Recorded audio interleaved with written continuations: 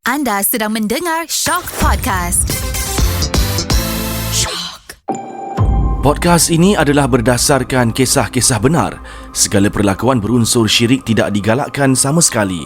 Budi bicara pendengar dinasihatkan. Bayangkan jika anda berada di sebuah kawasan yang tiada penghuni. Di dalamnya berbunyi suara-suara gaib yang penuh misteri.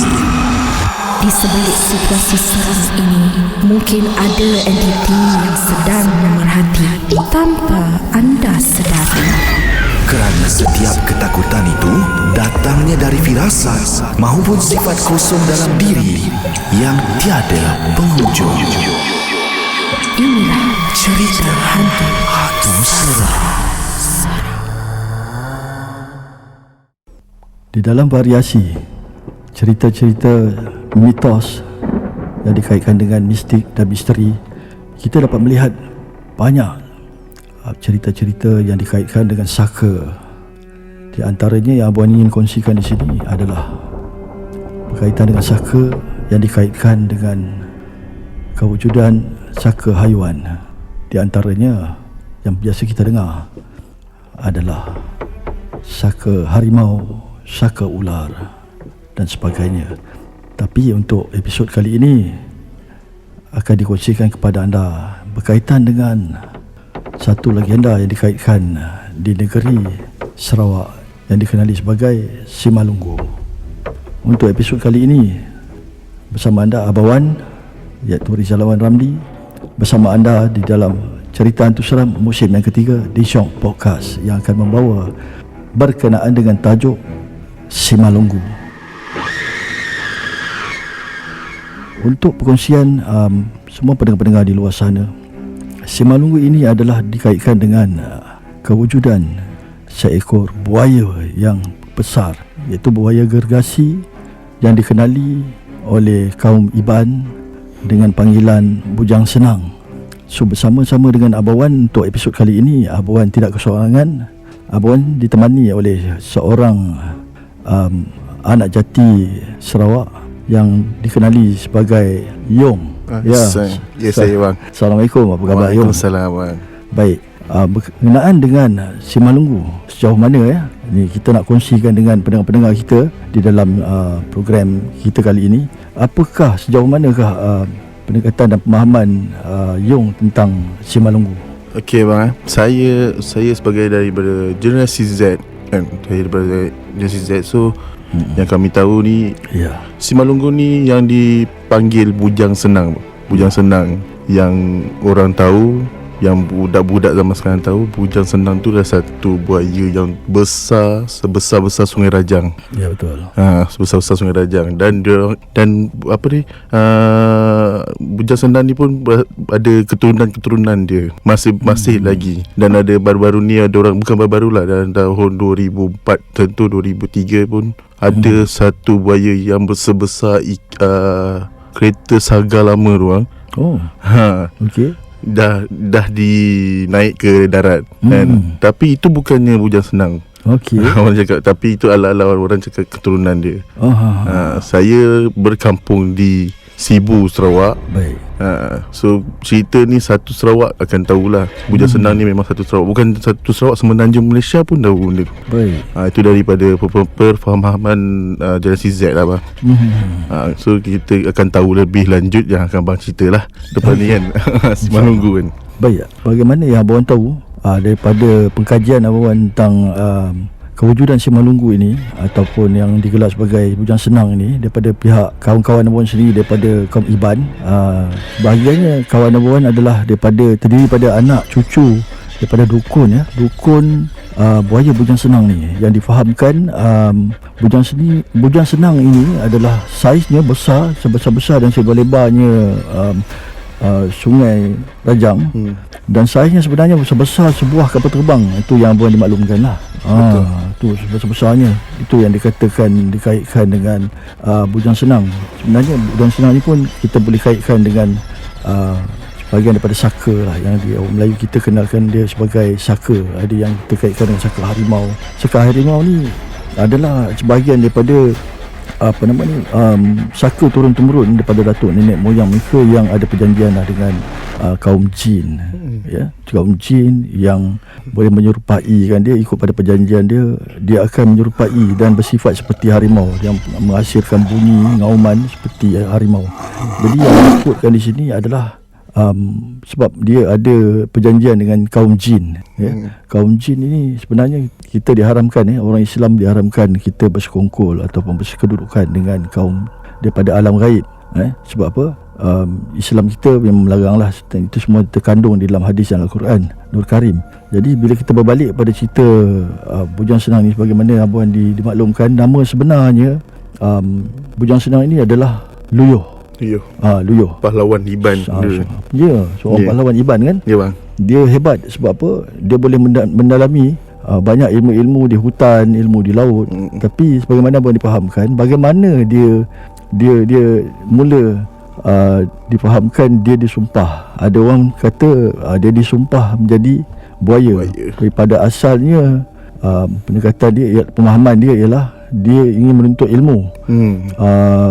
Kumbang, harimau kumbang yang orang Iban panggil remau.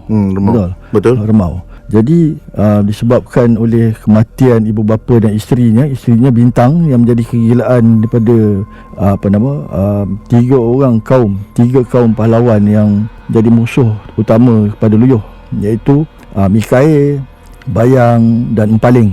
Ini tiga kaum lah yang memang memusuhi Luyuh. Jadi disebabkan iri hati dan cemburu, jadi berlakulah persentaan dekat situ dan pembunuhan yang melibatkan daripada Bintang ni tadi, isteri kepada Luyuh, yang dikatakan seorang wanita yang rupawan lah pada masa itu. Jadi disebabkan dengan kewujudan Bajang ni yang satu lagi nama kaum Iban yang memusuhi Luyuh, jadi berlakulah persenjataan dekat situ sehingga menyebabkan kematian keluarga kepada Luyuh. Jadi Luyuh ini hampir mati, dia katakan, bila berlaku pergelutan antara tiga puak ni, ya. Bila satu waktu itu Luyuh hampir tumpas dan ditemui oleh seorang nenek atau nenek Kebayan yang dikenali sebagai Enek Andan. Enek Andan kan? Betul. Nenek Andan ni yang merawat Luyuh dan seterusnya memberi peluang kepada Luyuh lah untuk menuntut ilmu lah. Tapi ada perjanjian dan syarat-syarat dia yang ditentukan. Betul. Di situ di mana Luyuh ini perlu mengikuti syarat-syarat Nenek Indan ni kalau dia nak membalas dendam balik atas kematian keluarganya. Dan di situ Nenek Andan meletakkan syarat lah. Dia perlu melalui fasa seperti mana yang disyaratkan. Dia perlu melontarkan 7 batang buluh kuning di 7 batang sungai. Jadi akibatnya malang yang tidak berbau itu, batang yang ke-6 buluh kuning itu tak melepasi batang sungai. Jadi maknanya syarat itu tak lengkap. Dan dia jadi satu sumpahan lah. Sumpahan di mana dia nak menuntut ilmu untuk jadi harimau kumbang. Akhirnya dia terpaksa mengikutilah sumpahan pada syarat yang tak lengkap tadi. Maksudnya dia bertukar menjadi buaya bujang senang di Sungai Rajang. Dikatakan tempat itu di Lubuk Hantu oleh kaum Iban ni lah. Kawan Abawan ni yang maklumkan pada Abawan. Dia ada banyak Abawan. Dia macam banyak yang persimpangan Abawan. Banyak dia dekat Seri Aman, ada dekat Sungai Seblak kan. Tapi itulah yang saya cakap tu, kemungkinan itu adalah satu-satu keturunan dia. Kita tak tahu adakah dia masih hidup ataupun masih dah mati kan. Itu satu misteri Abawan. Betul. Dan satu lagi saya tambahkan, dia lebih ke saya panggil Bujang Senang ni, saya panggil ni lah biji lah Bujang Senang. Okey, Bujang Senang ni dia lebih ke ilmu yang dia popular, itu ilmu kebal. Okey. Betul kan? Betul. Kalau abang ni dia ilmu kebal. Ilmu kebal dia memang popular. Sebab tu semua kepala-kepala pahlawan-pahlawan dulu-dulu dan semua kepala-kepala yang dari rumah-rumah puak-puak dia kan, dia paling power lah orang cakap kan. Ya. Tapi yang ada yang 3 orang tu dah tahu dia punya kelemahan. Kelemahan dia ialah dia tak boleh berlawan di dalam air, betul. Betul. Jadi bila mana Loyoh ini seorang pahlawan yang hebat, kelemahan dia tetap ada kelemahan dia, di mana dia tidak mampu untuk mengatasi musuh-musuh dia bila dia berlawan di dalam air. Jadi itu yang menyebabkan dia tumpas pada satu fasa pergelutan dengan 3 puak ni, terutamanya yang bernama Mikail. Kalau tak silap abang, Mikail dia seorang musuh yang betul-betul cemburu dan iri hati dengan Mikail, dengan Loyoh. Bila Loyoh berjaya menambat hati Bintang yang menjadi kegilaan ramai pemuda-pemuda kaum Iban ketika itu. Jadi disebabkan Loyoh berjaya menambat hati Bintang ini, jadi ini yang berlaku pergelutan dengan 3 puak ni. Dan dihasut pula oleh kaum puak satu lagi, kaum Bajang nama dia. Betul. Jadi Empaling dikatakan mungkin Empaling masih hidup kaum-kaum dia, sebab pada ketika kejadian itu yang berjaya dibunuh balik oleh Loyoh ialah Mikail dengan satu lagi puak, iaitu apa nama ni, selain daripada Mikail ni yang berjaya ditumpaskan oleh Loyoh, Mikail dan Bayang. So kaum Bayang dan Mikail ni berjaya ditumpaskan, kecuali Empaling. So mungkin difahamkan mungkin keturunan Empaling ni masih wujud di Sarawak. Masih wujud bang. Dia masih wujud dan masih lagi kemungkinan masih lagi berdendam tu. Dan sebab tu kalau kita tahulah dalam sejarah orang-orang Iban, orang ni dia ada bersifatkan dendam tau, sampai daripada dulu sampai sekarang tu, yang ada nama je Headhunter. Headhunter. Itu dia. Itu satu pegangan lah daripada kaum Iban sendirilah. Ya, tapi begitu jugalah dengan kita ni, kaum yang berbangsa Melayu ni pun kita ada pegangan kita sendiri.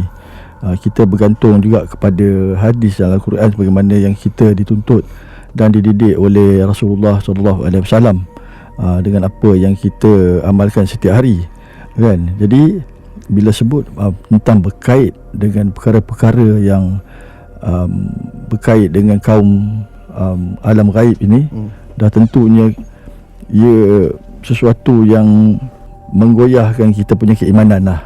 Betul. Sama ada kita nak terima atau tidak. Sebab apa? Pada pengalaman Abawan, berkait dengan perkara-perkara mistik dan misteri ini, bila mana ada sebilangan kaum kita yang masih lagi berpegang kepada kepercayaan-kepercayaan yang syirik dan khurafat, kan.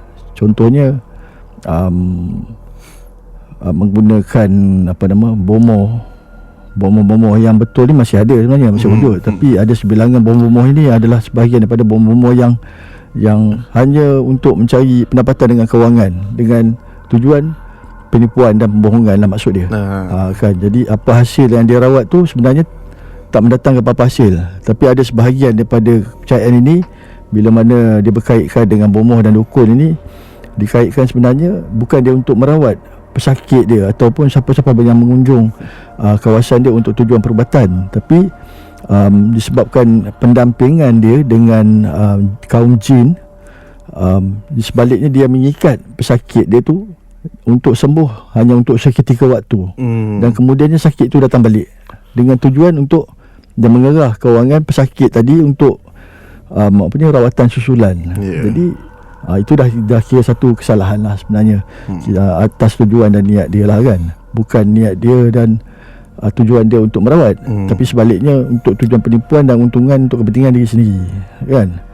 Jadi inilah yang dikaitkan dengan perkara-perkara yang syirik dan khurafat, yang dah tentunya salah di sisi undang-undang agama kita sendirilah. Jadi banyak lagi sebenarnya yang kita nak kongsikan kat sini selain daripada perkara-perkara yang syirik dan khurafat berkait dengan jin ni.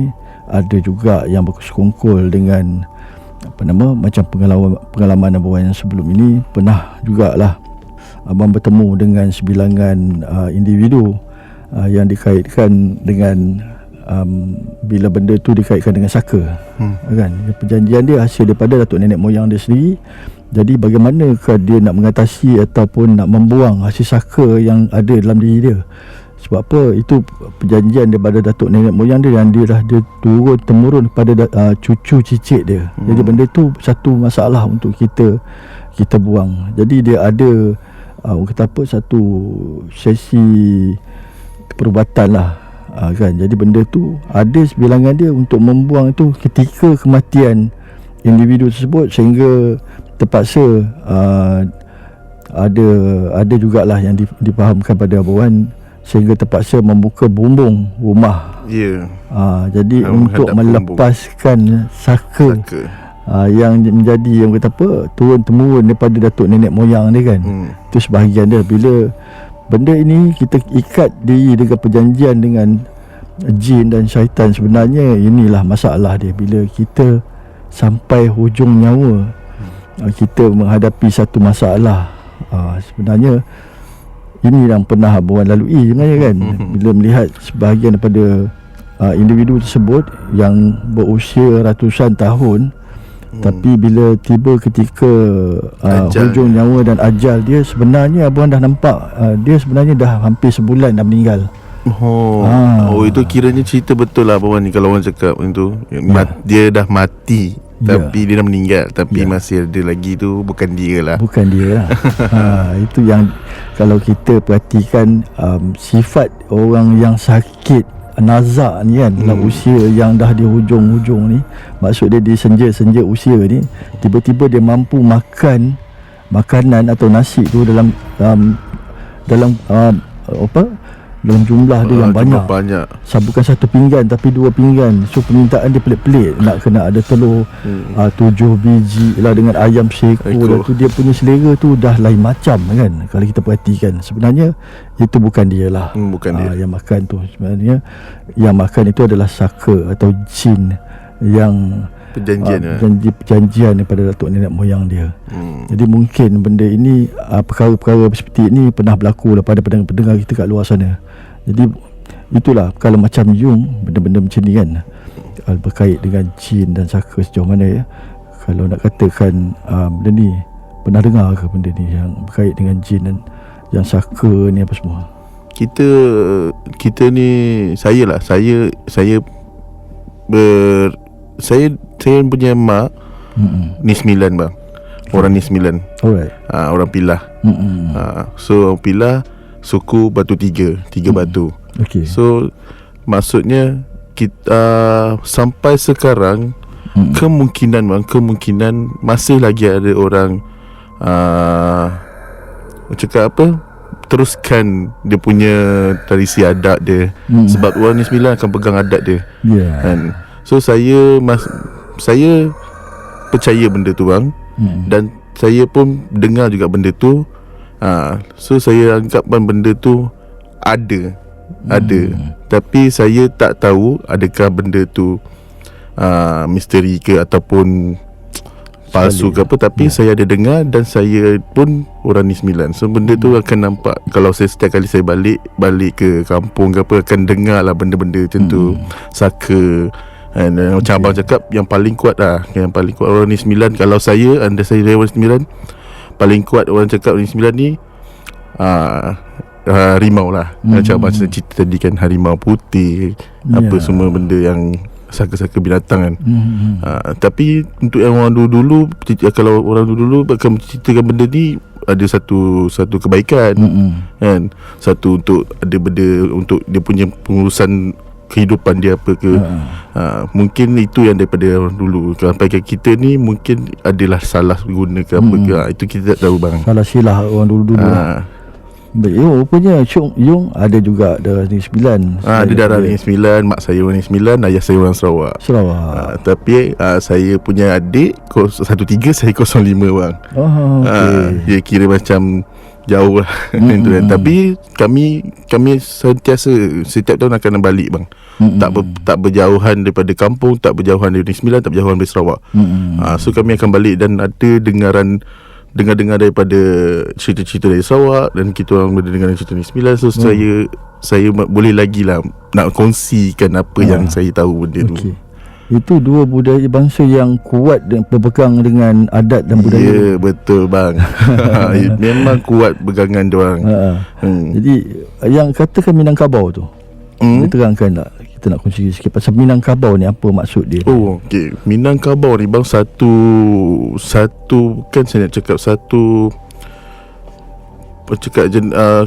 kaum Sini kemah satu kaum Minangkabau ni yang daripada Indonesia. So bahasa diorang pun berlainan. Berlainan bahasa dan adat. Dan Minangkabau ni dia ada anak-anak suku dia.